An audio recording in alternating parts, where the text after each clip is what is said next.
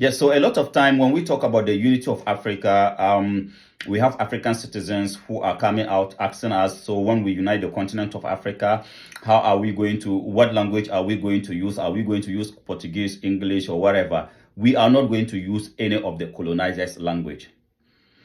I want us to go and listen to this Chinese professor come back and talk about it. But before we do that, please don't forget to support our mission. How do you support us? Is by subscribing to our YouTube channel and share what we are doing. Also, try to follow us on Facebook and also follow us on TikTok. TikTok told us that we have only one subscriber. Please don't forget to also follow us or subscribe to our TikTok channel.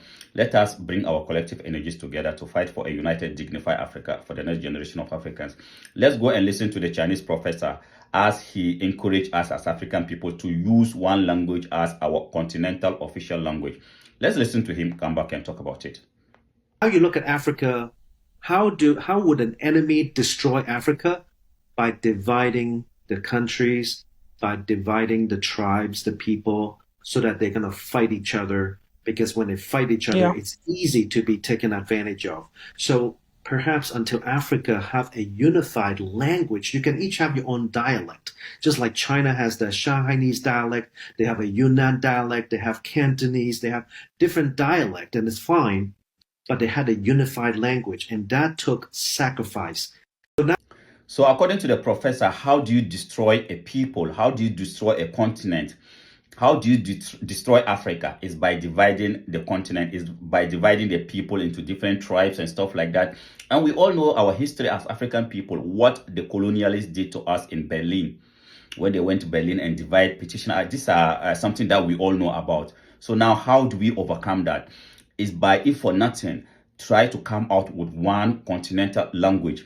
And this is the reason why here in One African Mission, we've been calling for us to use Swahili as our continental official language. Swahili is already been spoken in many African countries. It will be easy for us to adopt it as it does not belong to anybody in the continent. So let us fight to see a united Africa based on one language, which is Swahili. As the Chinese professor is advising us, China got different languages, but the Chinese pick one language. And today we all know the success story of China. He said it needs sacrifice. You cannot just get it on a silver platter. It needs sacrifice, and that is exactly what we are saying. Are we ready as African people to sacrifice for the next generation of Africans? And as you are watching, please, do you think Africa can use Swahili as our official language, continental official language? And will that benefit the continent of Africa and the people? I thank you very much for coming around. Please let me know your thought on this, because this is very important and dear to my heart as a Pan-Africanist, as a missionary, as somebody who is fighting for the unification of Africa. People are always saying language, which language? Swahili is out there. Why can't we adopt it? As simple as that. It belongs to nobody in our continent. Must we, in your opinion, adopt Swahili as our continental official language?